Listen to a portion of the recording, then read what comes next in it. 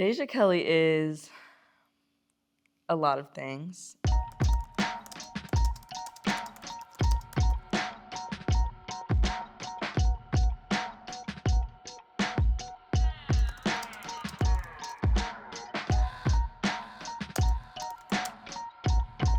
I know a lot of people, they see the deals, they see, it's winning games, there's things like that. Then it looks cool, which it is, but it is definitely not a cakewalk at all. It's not easy. Name, image, and likeness, NIL for short. New rule allowing players to profit off their likeness for the first time. The bill allows college athletes to be compensated for all their hard work.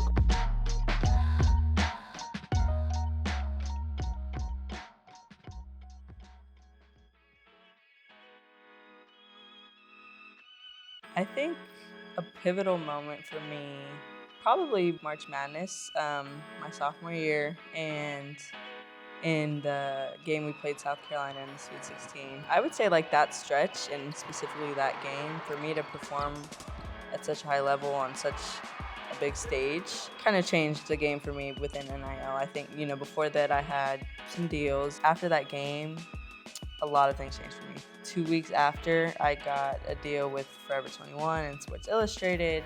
Then I got my biggest deal at the time with Actively Black, which was the clothing brand, and Beats by Dre, just down the line. A lot of good came from that because me performing that well, people really saw who Deja Kelly was, and obviously it wasn't just a basketball player, but they saw that I care about my hair and I care about my lashes, and I really take pride in being girly, and I still say to this day, as in now Forever 21 and Sports Illustrated, that was my favorite partnership, just solely because they really focused on me just being authentically me and more than just a basketball player.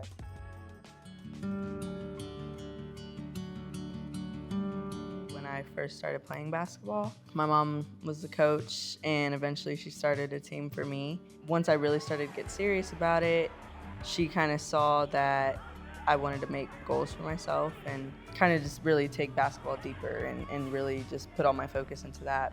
She really instilled in me to be a dog on the court and carry myself like a young lady off. Just seeing how hard she worked to be able to give me the opportunities.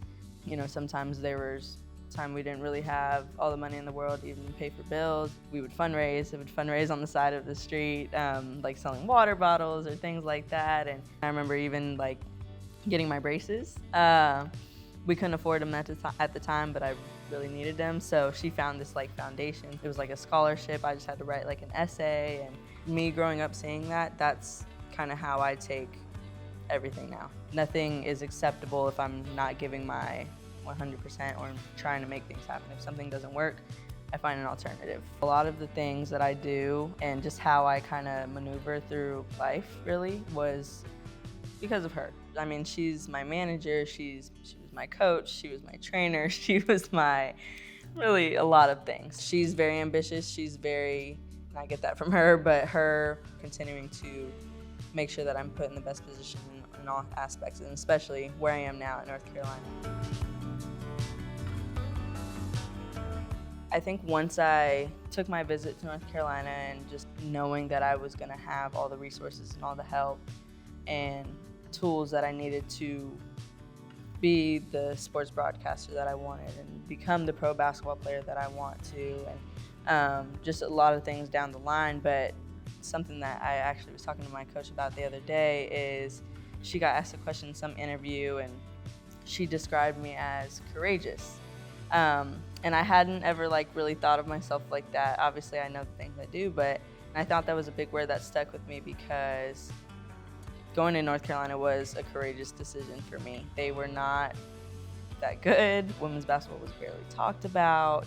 And obviously I had a lot of other schools, really high schools that had just won national championships, that were in the winning column. But that was something that I wanted to be a part of, and that was something I wanted to build a legacy there. I want to build my own legacy there. And I want to be so impactful that I'm one of the reasons that we are a team that is on the national stage, that we're nationally talked about, that we are winning ACC championships, that we're making it to Final Fours, winning national championships. That's obviously still the goal, but just to be a part of something like that and really building my own legacy was something that I definitely wanted to do, and obviously still working towards it, but just my biggest goal with that is just leaving UNC a better place than when I found it.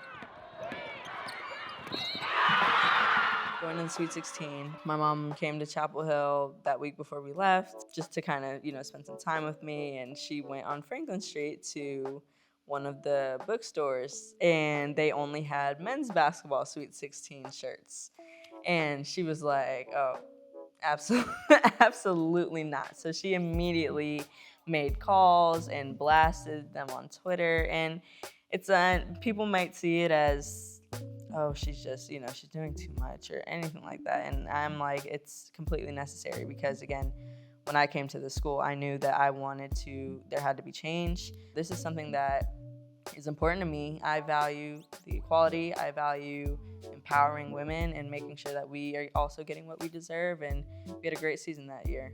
So I think that there definitely should have been some Sweet 16 shirts for us in there. So again, she put them on blast, and literally, I think like the next day they called and were like, we ordered all these shirts and now we're ordering jerseys for the women. And it's like, it takes that one person or two people or a few people to use their voice. There's been some other things throughout that we're still trying to fight for, but that's a prime example of how using my platform, using my voice in the best way that I can to make that change and to continue to build, to make sure that I leave it better than when I found it, is super important to me and my mom as well. So she makes sure everything becomes equal eventually.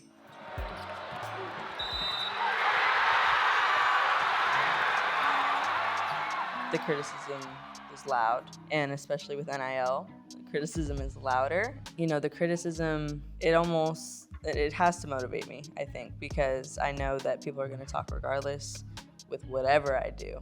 I think it's more so of a I told you so, and not really proving them wrong, but proving myself right. When I knew I wanted to start my Deja Kelly empowerment camp, that was kind of after that, like I said, that pivotal moment where NIL kind of skyrocketed for me that summer. NIL allows me the opportunity to give back in that way, so let's do it. It was important for me to not only just have basketball, but to really focus on providing the other tools that comes with it. So the financial literacy, the social media managing, the college process, the recruiting process. Like, those are all things that I would have loved to have learned at any of the camps that I attended, but of course it was all basketball. But I want to be able to give them the tools that I was given to hopefully help them in a way eventually once they do get to college. Again, I know the goals that I've set for myself. I know the work that I put in behind closed doors, on and off the court. I know how hard I have to work in order to get what I want in life, and just especially with me being also a Black female in college, in sports, you almost have to work a little extra harder just to get the things that you want, which I think is super important. So, like I said, I know the criticism will come, and I think that's a good thing. If people are talking about you, you're doing something right.